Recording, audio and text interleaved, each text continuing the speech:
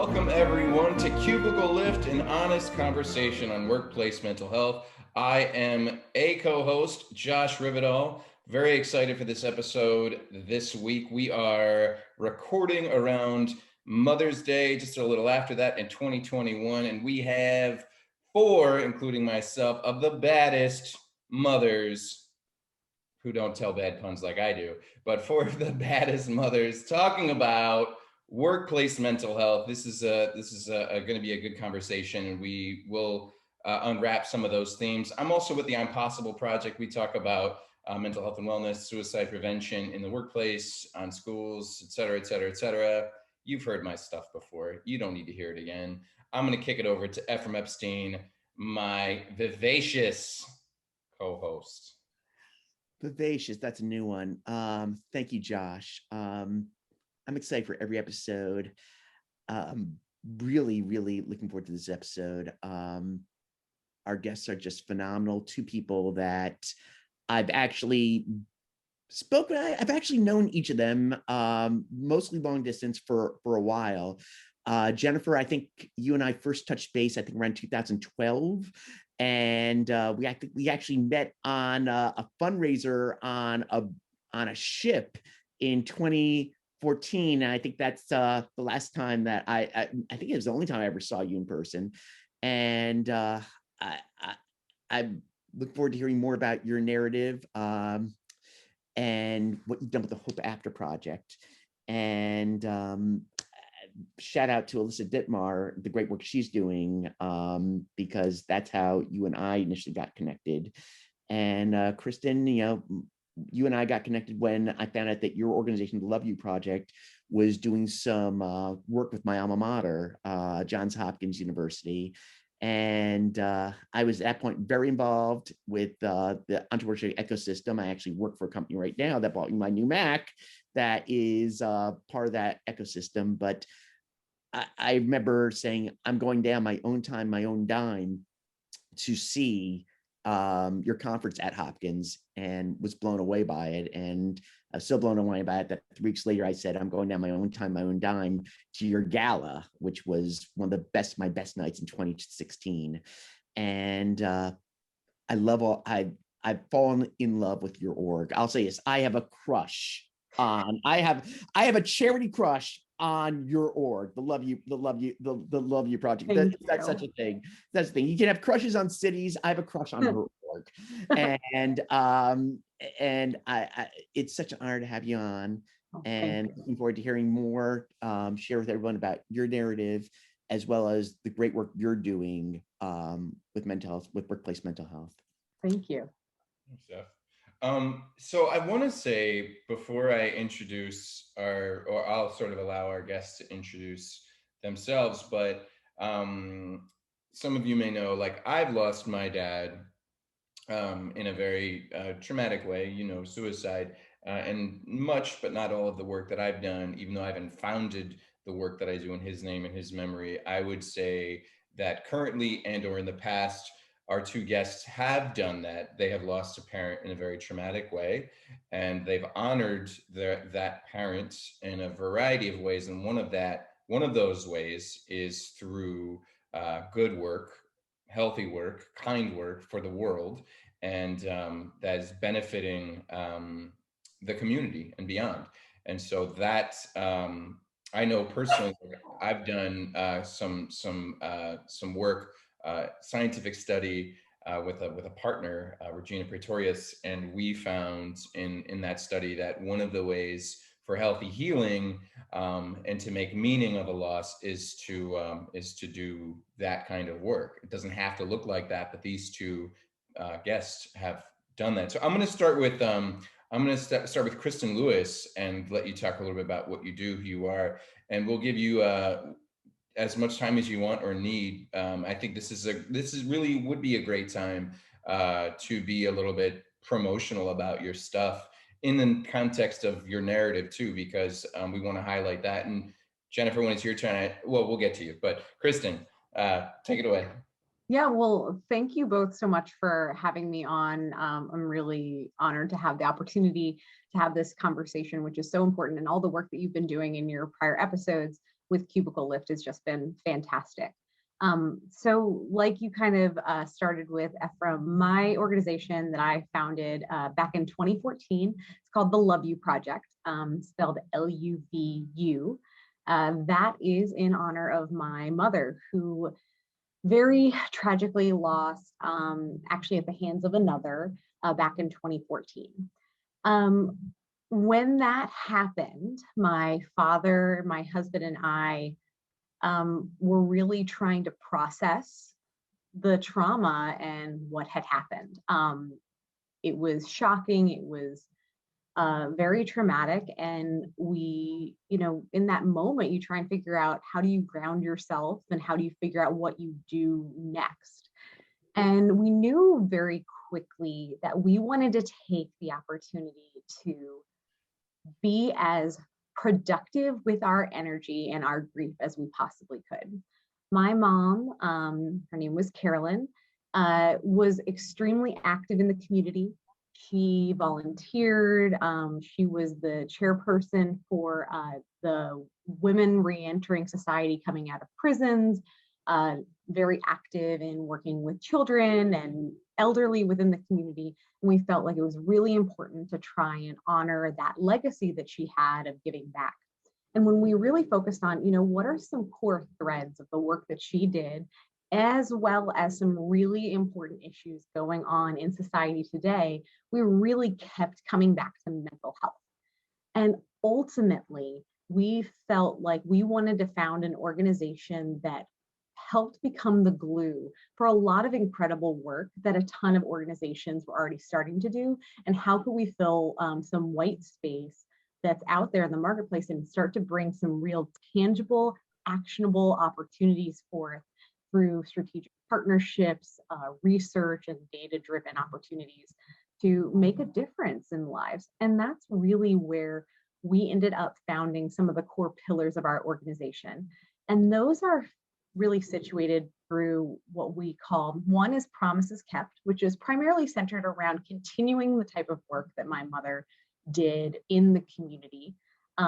So we still have some scholarships through local community colleges to help individuals, nurses, those pursuing careers to support mental health, to support them and allow them to move forward in their career, supporting the Prison Reentry Project as well by really infusing mental health as a strong component of that program. And then we've also created a couple other pillars that really are critical to the work that we do every day. One of them being a partnership with the National Press Foundation, in which we annually recognize excellence in mental health reporting. We really felt it was important to recognize excellent work in reporting responsibly and trying to make tangible benefit or progress through these pieces of reporting and journalism that can really make dramatic change. And at the time when we founded this, there was no award set up in its place to really recognize outstanding journalism. It was very easy to fall in the trap and see the cycle of the sensationalism of mental health through reporting, and we felt that there was a real great opportunity to somehow honor and incentivize those that were doing it in a really responsible way. And branching out of that partnership has grown some educational programs for journalist training programs, et cetera. We're really proud of that work. We've also created a young professional arm, really trying to focus on how we engage the younger generations coming up and into the workplace to learn and be open about mental health. Really create educational, social engagements and safe spaces for them to talk, learn, and be more exposed to mental health and how it's really integrated in society as well. And that arm of our organization is called You Lead. And then finally, Efrem, as you talked to, one of our really key pillars within our organization is the partnership and alliance that we've created with Johns Hopkins School of Public Health and their Department of Mental Health. Johns Hopkins has, I believe, the only Department of Mental Health in the world dedicated to mental health, that is, within the School of Public Health. And we felt in talking with a lot of schools, a lot of academic partners, they were just had so much vision and opportunity to bring through an amazing partnership. And with them, we really cornered on mental health in the workplace. You know, mental health, we know, is pervasive and it affects so many people. And if you look at the peak age range of those that are impacted by mental health, it's ages around 20 to 60, which is prime workplace timeframe. This is also an area that while people spend the most of their life in, there's high stigmatizing of mental health in a corporate setting or other workplace settings. So while organizations have started to create wellness programs, we have partnered with Johns Hopkins to launch a Center for Workplace Mental Health, Excellence in Workplace Mental Health, in which we are working to bring research, advocacy, and many other functions to light about how corporations can really buy in and truly support in a meaningful way their workforce and be fantastic examples to other corporations around the world. And we're looking forward to a little later this summer announcing some exciting things coming out of that Center of Excellence for Workplace Mental Health, where we look to really recognize outstanding corporations that have done work above and beyond the status quo. So we're really excited about everything going on. Very proud of the organization and what we've been able to take from, unfortunately, very tragic circumstances and honor my mom every day with that kind of work that we do. And if anyone would love to learn more, the website is theluvuproject.org. Again, that's THELUVU project, PROJECT.org.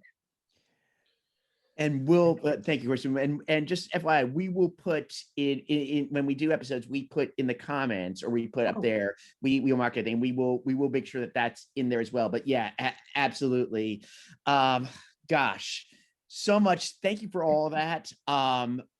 Once again, this is why I love your org so much.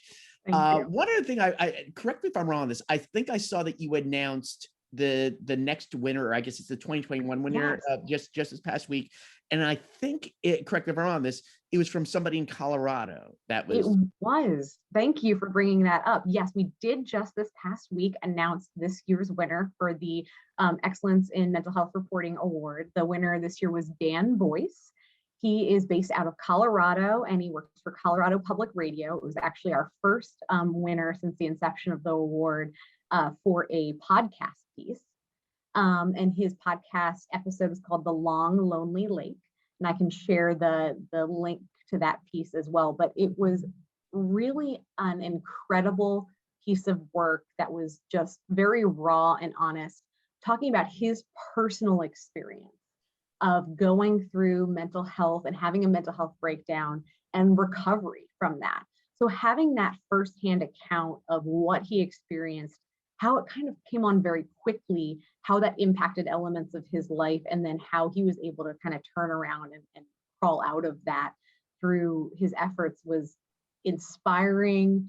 And having that raw storytelling and sharing of that personal experience, is just something that is so helpful to allow other people to start to feel more comfortable in opening up. So an excellent piece. I highly, highly recommend everyone take a few minutes and listen to that piece. Just one of the reasons I want to bring that up is something that Josh and I have talked about and noticed. People know me. I'm a map geek. I'm a geography geek. And one thing that Josh and I noticed, and a lot of times we thought was just in the past, we thought it was a fun coincidence, is that there are two states that per capita seem to have a lot of good mental health advocacy in terms of people and activity coming out of it. And we've talked about it because it's related to our past guests as well. One of them is Missouri. The other one is Colorado. That those two states per capita, and sometimes not just per capita, in actuality, there seem to be something in the water in each of those states in terms of people we know, in terms of advocates, in terms of project. And this is just adding more to that theory that initially we thought just a fun coincidence. Now it's just coincidences keep on piling up, and we're thinking that no, it's not just coincidence. There's something really special going on in those two states. Yeah, it's really amazing.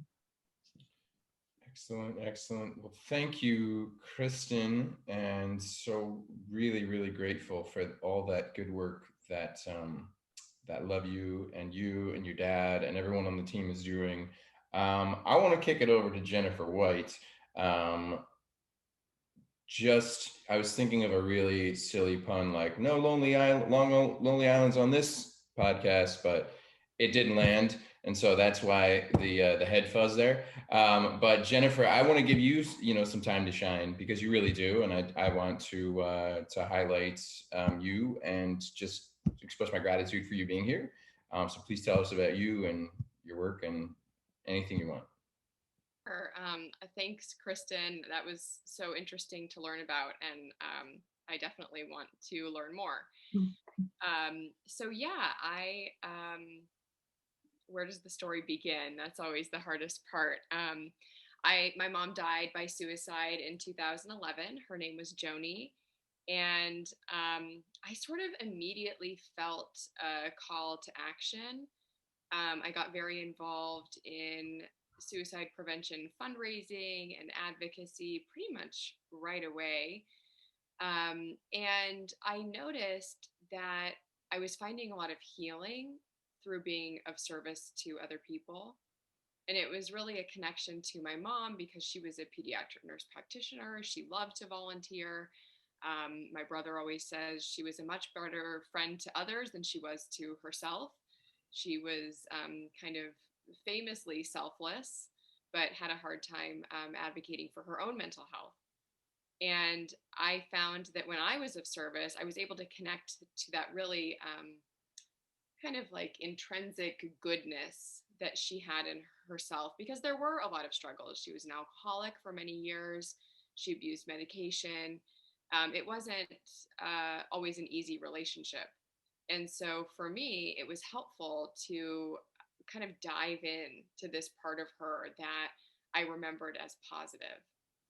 And through that, I noticed that there were lots of other people that were volunteering because of some sort of tragedy. Obviously, almost everyone at the suicide prevention gatherings, but in other places too. I would notice that somebody was at an animal shelter because, their daughter had cancer and she loved cats, and they just wanted to come and do something that their daughter couldn't do. And so I wondered if there was something to this idea. And I created an organization called Hope After Project, where I would assist families that wanted to do some sort of community service project in memory of a loved one. And so basically, they would tell me about their loved one, and then I would build the entire project for them. So we did everything from serving food at the Hope Lodge, which is part of the American Cancer Society, to feeding giraffes at a wildlife refuge in Northern California, to gardening, lots and lots of gardening, pulling out weeds. And during that time, I would facilitate conversations about grief. And it gave people a positive place to put their ideas about memorializing their loved one, because the reality is a lot of people have this impulse, but they don't maybe have the funds to start a scholarship, or they don't feel like a 5K fits for them. And those are kind of our only models.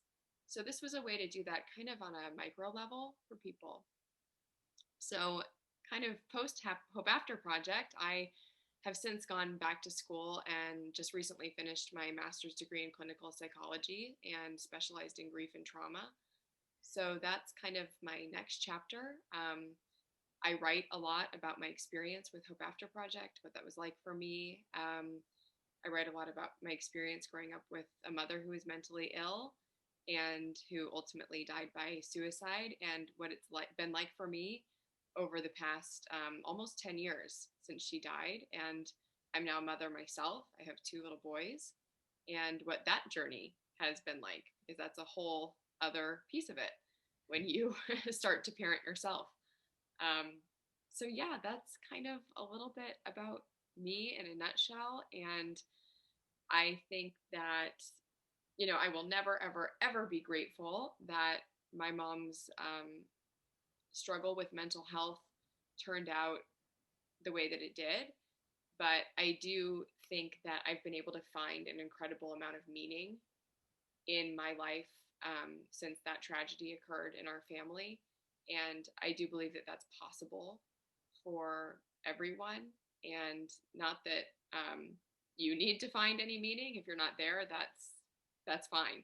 But I think if you're having that impulse, that it's very natural, and many, many people have it. Well said. You Efrem, know, I'm sorry. go ahead. No, it looked like you were about to speak, so please. You know, of all the things that I've heard, of all the good advice, of all the narratives that I've heard said to me or expressed to me in the, let's call it, about 15 years that I've been involved in or related to this cause, one probably one line or two lines that got burned into my memory that just stayed there was actually from the 2014 overnight walk in Philadelphia at the closing ceremony. That where it was a brother sister that talked about it. I believe it was about losing their mother. Might have been their father, but I think it was their mother. And they said the worst thing about losing somebody to suicide is that then their entire life becomes about their death. And that really struck with me because that really gave me a map in terms of what role I can have as an advocate and ally here. It's no, I can't bring anybody back, but maybe I can give people some of their memories, some good memories that they had about their loved one that they're just unable to enjoy right now. Maybe some of the work we're doing helps to, let's say, bring it so that their entire life is not about their death, because it should never be. People who lose people, it's hard enough to lose the person. People should never be in a position where they've lost the beautiful memories as well too. And if we can transfer it back, it's Jennifer, it sounds to me that's what Hope After Project, correct me if I'm wrong, is about. It's about creating a thing where people can appreciate the entire beautiful life that was of the person they loved, which is maybe in a place where sometimes people are grieving, they can't do that. Yeah, absolutely. I don't think that we create a lot of space for that culturally. How often have I heard, and I'm sure all of you have heard, oh, well, I didn't want to bring up your mom because I didn't want it to upset you. Right. And it's like, oh, no, that actually would have been such a gift to me. You remember her name? Oh, that actually would have been like such a treat if you had told me a story or said that I looked like her, or that my son just said something that reminded you of her. And I think that you're right, Efrem. It so often becomes all about the way that they died, and so little about what their entire life was like.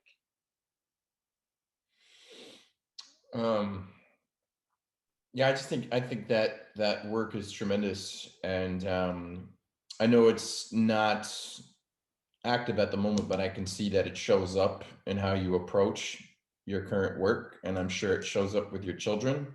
I would imagine, because when we grieve and we have that cognizance, and then when we do that kind of work that you've done, Jennifer, outwardly facing, not the internal work per se, but when we do that outwardly facing work, I think it causes us to show up in our relationships differently, healthier, kinder, more empathetic. So that I think so absolutely want to honor that and respect that and validate that. Both of our guests for sure. But that really leads me into, I think, our first question really. And that kind of goes along the lines of something like this. So it'll be a preface and then a question, I suppose. But so every time of year certainly has its own triggers for certain losses and things of that nature. Springtime, perhaps. Siblings Day is in April. Mother's Day is in May. Father's Day is in June. So how can people, and this includes coworkers, support those who may need extra emotional care during this time? Because you don't show up to work, whether you're on Zoom or in an office, but you don't show up and just cease to exist as the person you were, or put those things aside when you walk in the door, when you flip open your laptop. You're still that human, right? So how do we show up for our people, for our cohorts? What do you think? I think that you're absolutely right. One is important, I think, for a lot of people to understand, and it's very easy to forget. I can tell you that prior to everything happening with my mom, I did not think a lot about it, but I think the acknowledgement that it's not a straightforward situation and simple holiday for everyone. You know, it's very heavily marketed in the media. You're kind of engulfed in the narrative of, we'll use Mother's Day as an example, but can apply to various holidays, Father's Day, etc., based on your circumstance. And that in and of itself creates kind of this din of, speaking personally, complex emotions. And Jennifer, like you, I've actually relatively recently also become a mother, and that's added another layer to the complexity of that. It's Mother's Day for the past several years has been a very,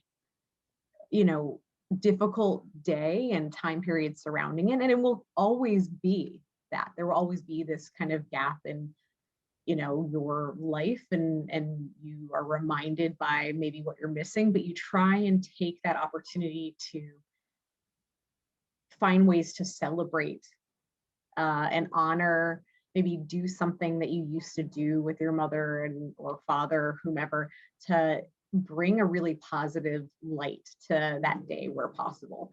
You talk about the spring. My mother's birthday is about a week to 2 weeks before Mother's Day every year. So it's kind of like a 1-2 punch in that time frame. As far as what people can do to support, I think it's one, like I said, kind of remembering and acknowledging personally that there are different circumstances that everyone's experiencing. And that being open and allowing someone to have the opportunity to kind of breathe, and maybe if they respond, a very natural question is, oh, did you do anything for Mother's Day? It's a very, very typical office conversation. In fact, I've had this exact scenario in my most recent role where someone said, oh, what did you do for Mother's Day? Did you hang out with your mom? Well, that's actually a complicated answer, and I don't feel I want to burden someone and offload the reasonings of why, but just having patience with someone if their response may not be the typical cheery, oh, it was great, we did brunch. How can you allow and be understanding and patient with someone that may be having a tough time, and allow that individual to share or not share as much as they're willing to. It's just allowing everyone the flexibility to feel in that moment as much as they can. Yeah, I agree with all of that. And I think, something that I talk about a lot with people who are grieving, who might find themselves in the workplace on kind of the receiving end of that conversation, is to think about like a script in their head, that how they might feel comfortable when people ask those questions. Because there is always, I think, especially if your loved one died in a traumatic way, there's always that feeling of like, oh, well, now I'm going to have to tell you like the whole thing. It can't be as simple as, no, I didn't spend the day with my mother, or actually my mother died 10 years ago, because then what if they say, well, oh, how'd she die? Oh my gosh, you're so young. You're too young for your mother to be dead. It's like, oh, okay, well, now here I was just trying to go get a coffee, and I'm telling you about my mother's suicide. And maybe I'm not ready for that because I'm feeling raw because Mother's Day was 2 days ago. And so I think like part of it is empowering people that have been through trauma, that have been through grief, to think about the ways that feel good for them to answer. Sorry, my dog wants to be part of the conversation apparently, but for me, I had a therapist early on who, empowered me to just sometimes say like, oh, ouch, when people ask, or if someone does the insensitive, oh, if that happened to me, I'd kill myself. And I still use it to this day. I go, oh, ouch. And maybe it prompts a conversation, maybe it doesn't, maybe it makes them just kind of pause and think.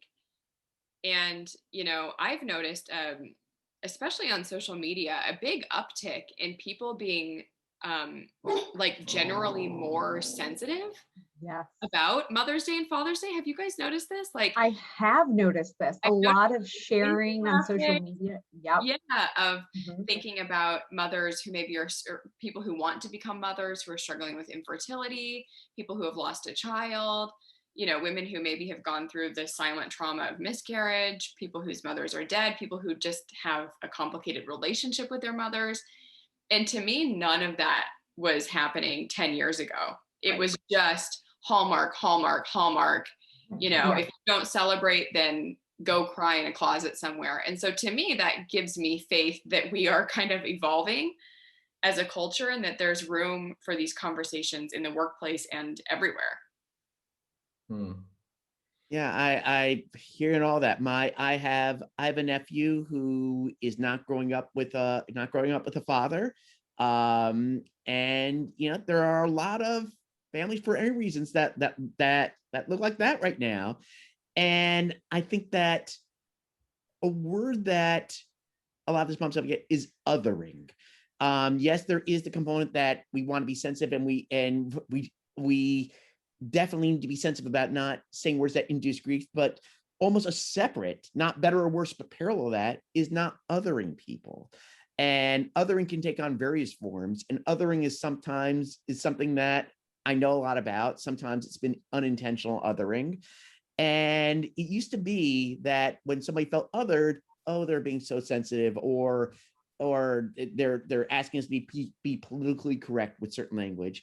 But no, I think that one of the things that we are evolving, and I'll put a theory out there, which maybe people will disagree with, but I think part of the reason and this goes back to workplace, I think more women being in the workplace, more women being in leaderships in workplace. I think women, I know I'm probably going to disagree with that.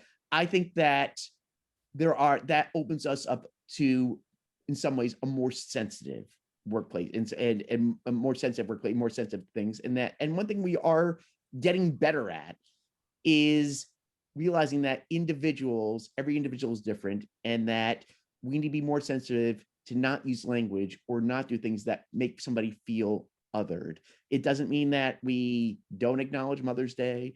It doesn't mean that we have to suppress it. People get there, but realize that it's not going to be a universal experience for everybody, or it's not going to be the same experience for everybody. And how do we do it in a way such that people don't feel othered, or if they do feel othered, they at least have a space to say, here is why I feel othered, and here is what you can do to basically validate me or give me some space. Mm. My mind is jumping around right now a little bit, because even though we're having this conversation, I didn't expect to feel the emotions of it, because I lost my dad 12 years ago, and Father's Day is coming up, and I have these little baby nieces and nephews who are amazing. They're so great. 5, 2, 2, and 4 months. Jury's out on the 4-month-old. I'm just kidding. He's great. But so I'm thinking of that. But so I just needed to call attention to that, just so everyone knew the presence that I have as a co-host here. I'm thinking about the way that we ask questions of our people when we know they're going through a hard time, or someone who experiences a loss, right? So I think we often want to fix or help or something, and we don't know how. So we either don't say anything and we don't show up, and that's like the way, and that's not helpful. And then there's also the over asker, and like, how'd they die? What happened? I'm like, none of your business. Like, you know, I mean, like, I just still don't understand. Like, it's just not appropriate. Like, if somebody wants to share that with you, I like, it's similarly, like, I don't ask anybody. I don't care how young or old or what you look like, unless there's a baby coming out of you. Like, I'm not going to ask you if you're pregnant. Like, that's not happening. Like, so things, you know, there's certain things I'm like, you know, so I think there's a way to sort of like encourage people to let them know that you're a safe person to speak to, and that you are a listener and that you care. And it could be something like, you know, if you know somebody who died, can you share something that you really cared about or loved about that person?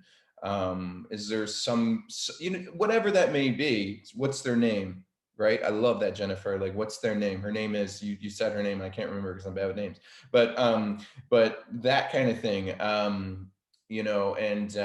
So I'm thinking, like, how can we help better offer help? Right. And I love also the idea of assisting our people who are grieving, to have like grief guides. There's a lot of names for that. Therapist is one of them for sure. But grief guides, in the sense of, like, you don't have to answer any question you don't want to answer. You don't have to put a time limit on this thing. So I can remember at the time, like prior to getting into my professional work and sort of in transition, when my dad died, I was 25 and I was working at a restaurant in New York City. I was running food. And I just remember, like, and I think I was super vocal about what I was going through, and I had no idea. Like, I just, like, this is what happened. This is how he died. The one before, my grandfather, also his dad died by suicide as well. And it's like, well, no, those guys didn't talk, so I will speak. And I didn't even know what I was getting into at the time. Like, I was just a rebel with some kind of a cause. But I remember my chef and my manager sort of offering me time off, and just being like really sensitive and kind about it, and not over asking, and not, but people were just super cool and super chill. And nobody danced around it, and that probably lasted for a month, and then I was getting yelled at again, because that's what you do in a restaurant, right?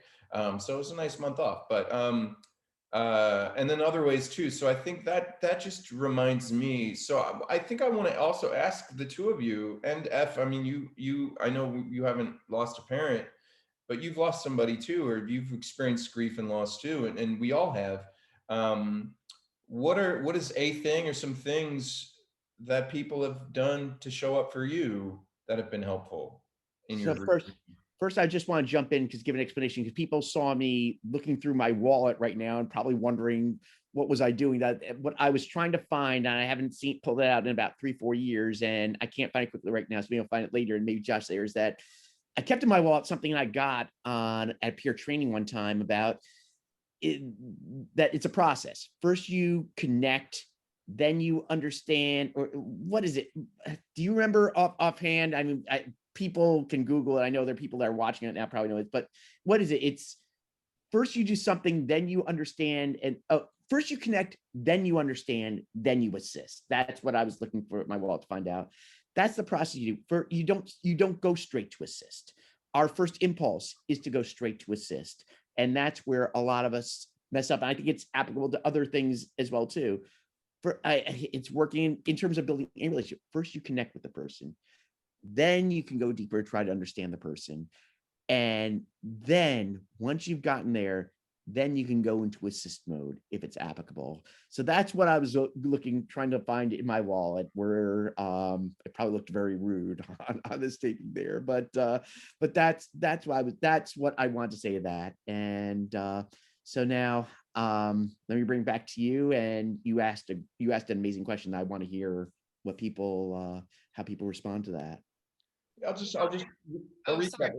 Go ahead, Jennifer. No, you got it. You got it. I Go ahead. found myself in the position, more recently, where I feel like people often come to me and say, oh, my best friend's sister just died, or oh, my cousin's best friend just died. What do I do as the person trying to support a griever? And I feel like my kind of go-to thing to say, and it's what I always talk about with suicide prevention too, is I always just say, assume you are the only one who will say something.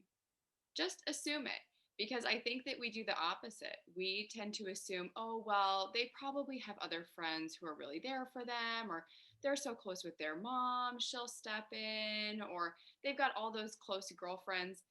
And I just think, let's go the opposite way. Like, assume no one else is saying something. I think it's always a good place to start with, I don't know what to say. I have no words, but I'm here.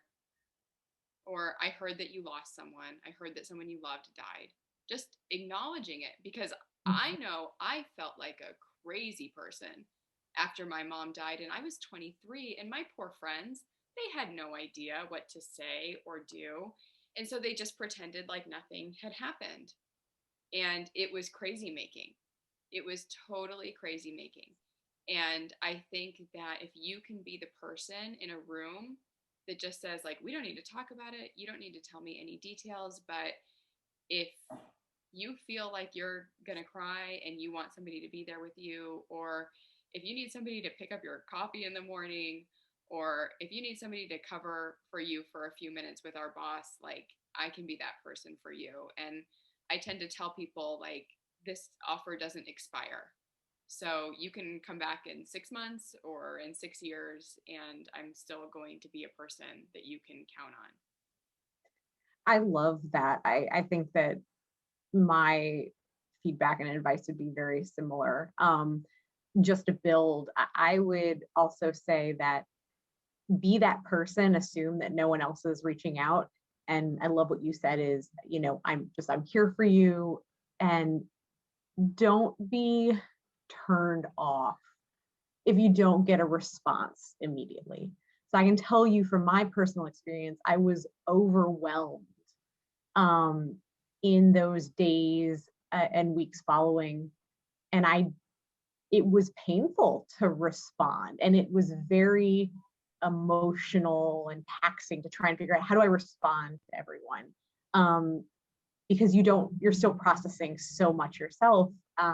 So be persevere if you don't get a response right away from those that you're reaching out to. If they're quiet, they're silent, just come in with empathy, understanding that they're likely, they absolutely appreciate that outreach more than you know, and they will respond and they will take you up on it. It may just take them a little time to get through get the mental capacity and the emotional capacity to actually do that outreach and reach out and know what to ask for in a lot of ways. I'd say, to add, Josh, to something that you said there's kind of like a spectrum of individuals, those that don't know what to do, so they tend to step back and go more quiet. And then the individuals that may kind of step forward and be a little bit too forward in their questions. And I'd venture to kind of branch off of that latter one and say there's also the rationalizers that I experienced. A lot of, things happen for a reason, and trying to rationalize the scenario. So the only other piece that I'd add onto this is to really try, and while it's human nature, to try and find reason and explanation for why. And I think that's what all of us that have gone through various levels of trauma and losing someone, you want to understand the why and the how, etc. But the reality is, a lot of times it can't be fully explained. And certainly if you're experiencing it directly, it can be tough to try and have it rationalized, or it can come off as downplaying the severity of the situation. So I'd recommend be there for someone and be an open-ended way to be a receiver. What my friends and I talked about when I was going through it, they were incredible, but it's kind of a concentric circles, as you're trying to pull away the obstacles of emotion and bring it out of the concentric circles. And that was the team of friends, family, network, coworkers. What could they do to try and ease the burden as much as possible? And that I found to be felt very true in that moment. And I continue to try and think about that, is how can I be there for someone if they're going through something? How can I ease their burden through other ways? And how can I make sure I'm not asserting some kind of explanation or rationalization on their experience? Yeah, One more thing that you made me think about, Christin, is I think it's like the same advice for new parents. Like, if Yes. you are invited into the home of someone who is, newly grief stricken, just do the dishes. Don't say, what can I do to help? Please give me something to do. Just, if you see a way to be useful, do it. And maybe it's a Yeah. small act of kindness, like dropping off food, or Yeah.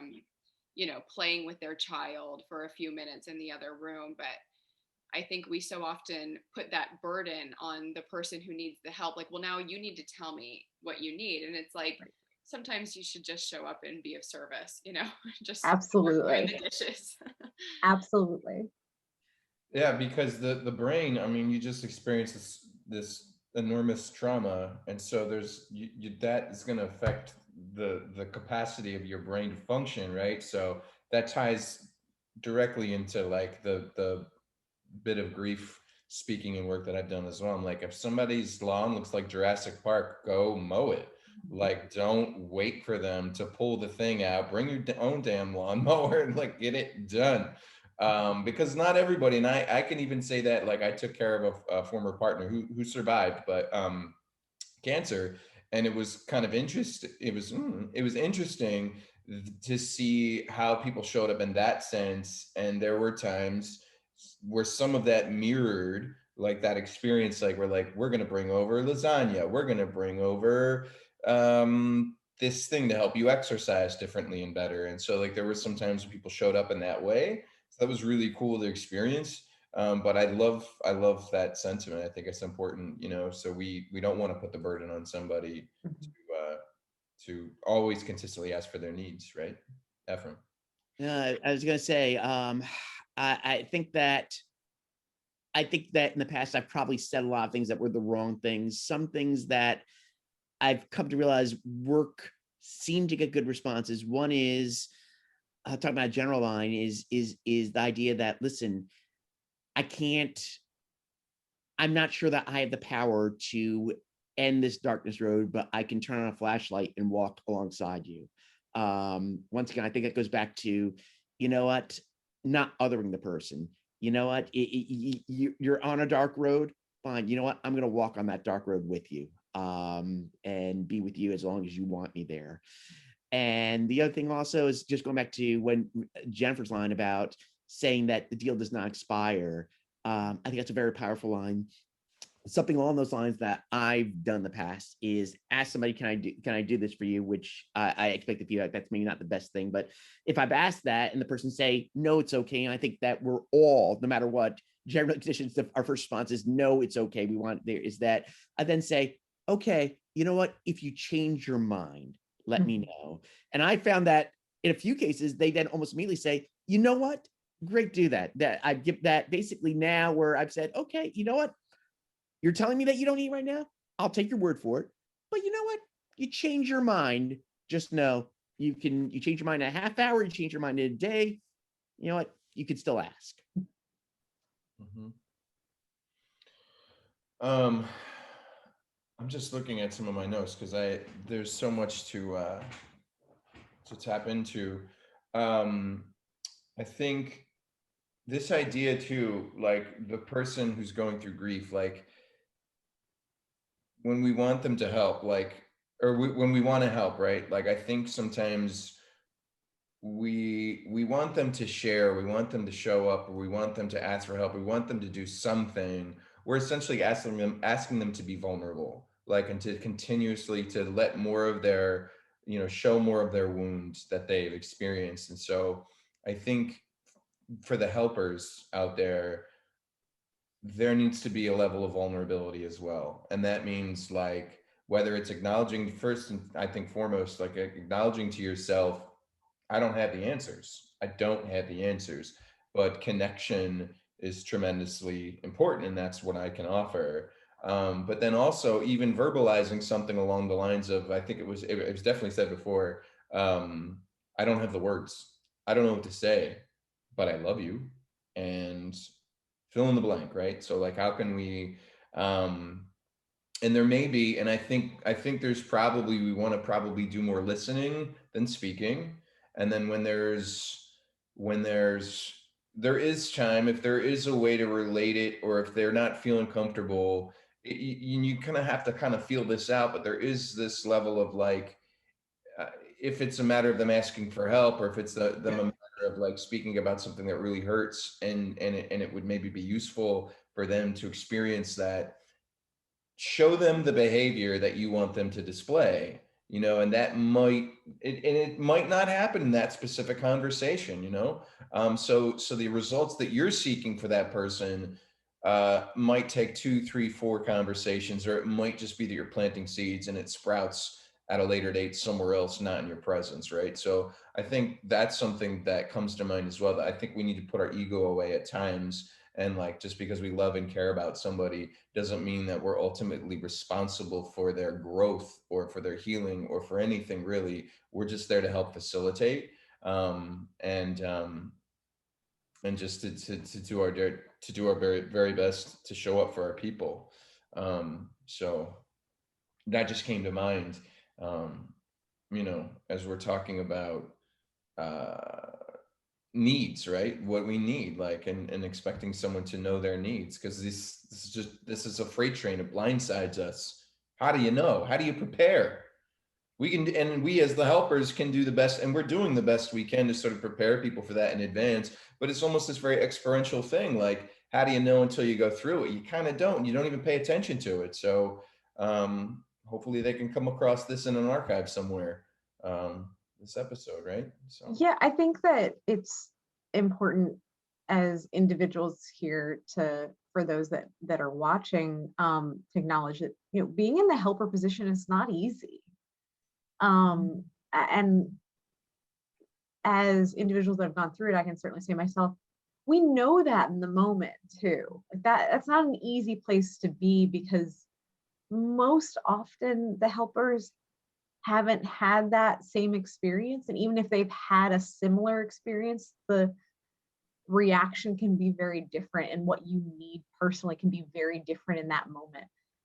So I would say that while we've talked about a lot of advice of how to best show up to support at varying levels of relationship with the individual, whether it be coworkers, friends, family, etc., the most important thing is to show up, and don't let the fear of saying the wrong thing keep you away.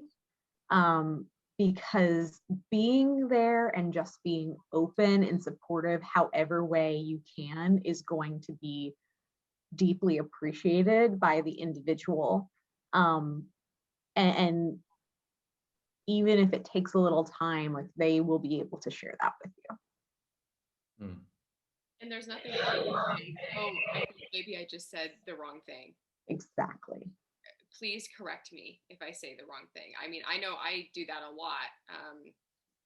When I have friends that are going through something that I feel like I don't understand, I'll say, like, please, if I step in it, let me know, because I want to correct myself, and I want to have my words reflect how I feel inside, which is that I just want to be here for you and what you need. And that might be different than what I imagine I might need if this happened to me.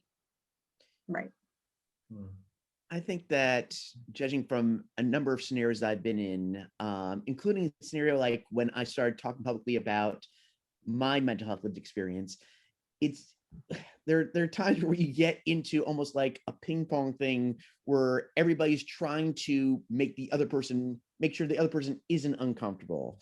Both the helper, the person that maybe needs the help, they're each stepping over saying, okay, let me, what can I do to make sure that the other person isn't uncomfortable, which is really the opposite of what we should be doing.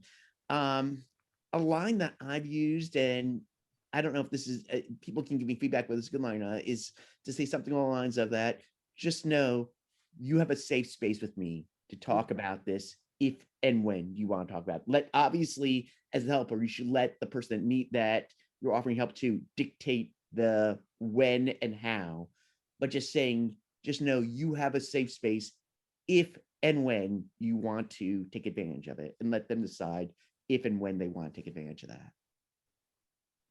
I think that's great. I think that's wonderful. And I think so. We are somewhat near time, so I want to ask everyone, and I'll ask myself. I'll answer this question as well. But our guests and my co-host Efrem, a piece of advice around the workplace, but one solid piece, like takeaway, for a helper or a helpee, as someone is experiencing their grief journey, like especially in the very beginning? Like, what's maybe a piece of advice, something solid you could give to a helper or a helpee? I mean, we've had so much, but like one kind of takeaway that you'd want to offer as we close down.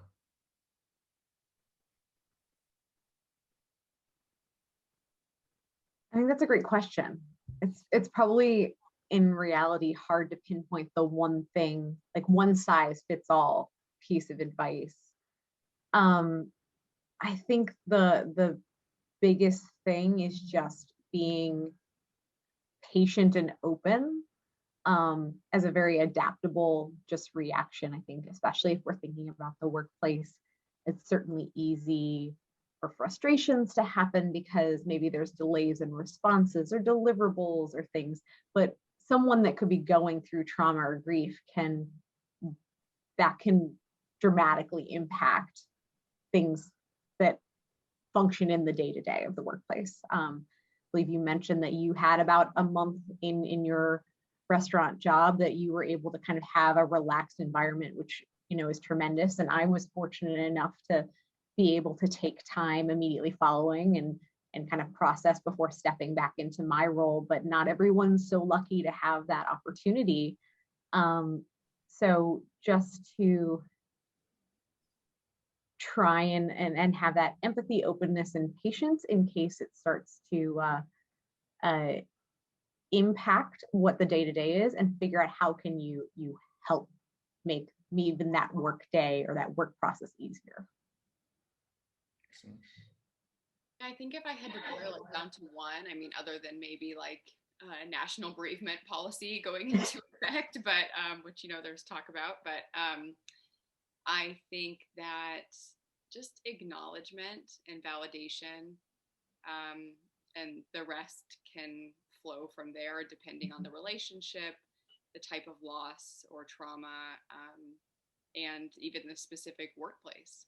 Mm-hmm. So if that's the foundation, just acknowledging that something has happened, then I think even if you take a misstep, it will be somewhat in the right direction. Well, the first thing I want to say is I want to thank both of you, because whether you realize it or not, well, first off, you probably both know that I've talked about each of you on my Facebook page, and because I'm such a big fan of the work both of you are doing, and such a big fan of both of you as people. I will say also, I mentioned this earlier, both of you, from the first moment I met each of you, I said, wow, that is a really nice person. And both of you have that as well too. But going back to this, I want to thank you for additional all that, because you have opened up conversations on my Facebook page, being able to talk about the work you're doing. I'm work that I know people that basically needed that validation. And there's so much I could say here, but what I want to add here is really going back to the othering. It's hard enough to feel grief. It can just, when you have the othering on top of that, it can just exacerbate it so much more. And the othering is something that we can do something about. I was thinking recently about how in fairy tales, so many of the classic fairy tales where you have the person that's experienced grief, it's not just experienced grief, they're also othered on top of that. And, we can work on that. And it comes down to the other thing, and gosh, I'm talking way too long here, but empathy versus pity. Nobody wants to be pitied, but we can all use more empathy. And when we do it, listen, I'm with you. And even if my individual narrative, even if what I didn't go through and what you went through and what I went through are two very different things, I can still be with you, and I can still feel you, and I can still empathize with what you're going through, and basically so that what you're getting from me is empathy and not pity. And that, if we can do that, I think that we're going to be much better in our lives, but also I know we're talking a lot about workplace mental health, much better coworkers. And as a bonus, we're going to have more productive workplaces and healthier workplaces, which in the end is something that will make our world better too. Thank you, Efrem. That was really well put. Actually, I said one thing, but two things come to mind, and we'll close it down, and then I'll thank our guests as well. One is that I think those going through a traumatic time, to allow yourself to have a grief process, and to allow yourself to, and to acknowledge that, and to not necessarily push it away or to try to suppress, because I mean, these things are really difficult, and they're icky, and they're sticky, and they don't feel great, and it even comes up, not to be compared to, but there are elements that have similarities in terms of loss, right? Like, so when we talk about grief, we're talking about loss and recovery of of our experience in the aftermath. And so I think it's important even to call attention to the elephant in the room, that we're recording this during the time of a global pandemic. And so some of us have lost people, and some of us multiple people, and then some of us have had what some might consider smaller losses, though I'm not sure how to quantify that because I don't live in your brain, and so I don't know how you experience loss and to what level, but so I won't make the comparison. But these multiple losses, whether that's loss of innocence, loss of income, loss of person, they're real. And I'd lovingly like to challenge, and I need to do this work too, to challenge the idea that those are valid losses, and that we need to find ways to have vocabulary around, and express the idea that we need to be more empathetic and sympathetic for self. And then that will help us begin our own journeys toward recovery. And I think we're all on that road for life. No matter what you've been through, there's something to recover, something to grow from. And again, not to be compared to the traumatic losses that the three out of four of us have spoken about, but there's some small similarities that can't be, in my mind, can't be overlooked.